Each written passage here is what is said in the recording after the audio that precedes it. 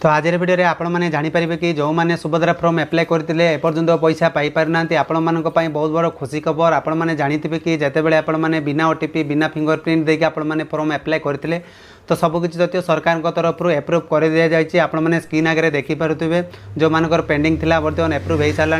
तो खूब शीघ्र आपण मानक सुभद्रा योजना अधीन में जिते जो महिला मैंने एपर्यंत टंका पाई पारि ना आपण मानक खूब शीघ्र पैसाटी पाइबे।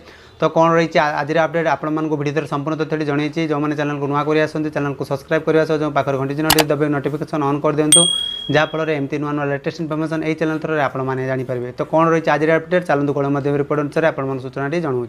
सुभद्रा योजना को लेकिन मुख्यमंत्री मोहन माझी बड़ सूचना केबे मिलिबो सुभद्रा योजनार टंका एने आसला बहुत बड़ अपडेट। तो आपण मैंने जानीथे कि सुभद्रा योजन द्वितीय किस्ती खूब शीघ्र आपण मानक सीधासख बैंक अकाउंट रे क्रेडिट हो या नहीं कहते मुख्यमंत्री बहुत बड़ सूचना आपण मानक जनई। तो आपण मैंने जानीथे आवेदनकारी संख्या 91 लाख टंका टपी थी उपमुख्यमंत्री प्रतिभा परिडा से कहते 4टी स्लाब रे हिताधिकारी पाइबे सुभद्रा किस्तीर सहायता टंका। जो मैंने प्रथम किस्ती पाई नथिले सेमाने अपेक्षा करेंगे कहीं आपण मानक खूब शीघ्र हस्तांतर करेंगे उपमुख्यमंत्री प्रतिभा परिडा। और सुभद्रा अपडेट प्रतिभा देले बड़ सूचना आपण मैंने जानी बहुत खुशी हेबे जो मैंने एपर्यंत पैसा पाई पारि नांती। तो आपण मैंने जानीथे कि बीजेपी एक दलीय कार्यक्रम में मुख्यमंत्री मोहन चरण माझी यही गुरुत्वपूर्ण सूचना दे कहते आग को भौणी मानकर जो पर्व आसूची से दिन बाकी जो 25 लाख टंका बा महिला मान सहायता एपर्यंत मिले ना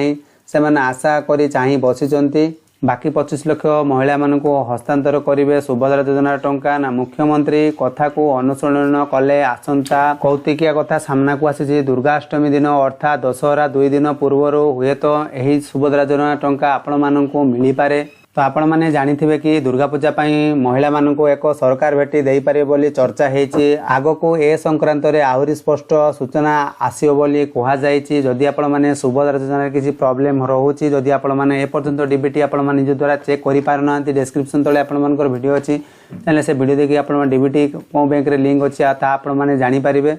तो सुभद्रा योजना रे आपण मानकर अपडेट प्रति खबर आपण मानक जानवा चाहते कौन प्रॉब्लम रोचे कहीं सरकार तरफ जो महिला मानकर फॉर्म रिजेक्ट कर दि जाए एपर्यंत कौन सी डाटाबेस अपडेट बा आम पाखे आसी ना बा ऑनलाइन पोर्टल आपण मैंने चेक करें ना ए सरकार आ एक नुआ पोर्टाल बाहर कर जहाँफल समस्ते हिताधिकारी से चेक करेंगे कौ मानकर रिजेक्ट होती आ कौ मानकर पेंडिंग अच्छी केवाईसी। तो आपण मैंने सब तथ्य जानीपारे।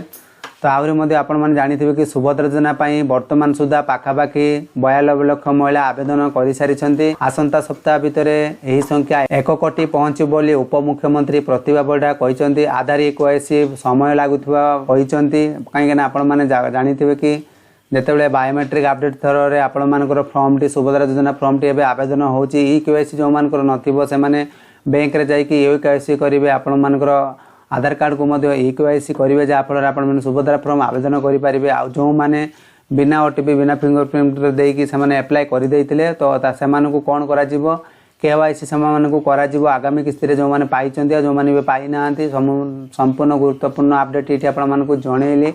तो आहरी मध्य आपण मैंने जानीथे कि 4टी स्लाब पर्यायक्रमे गोटे हिताधिकारी पाखरे सुभद्रा सहायता पहुंचो जो मैंने आवेदन करिसेंती सरकार समस्त वेरिफिकेशन करेंगे। उपमुख्यमंत्री आशा रखिंट कोटिए लोक पाखरे खूब शीघ्र सुभद्रा योजना टंका मिलिबो बोली से मध्य कहिसेंती।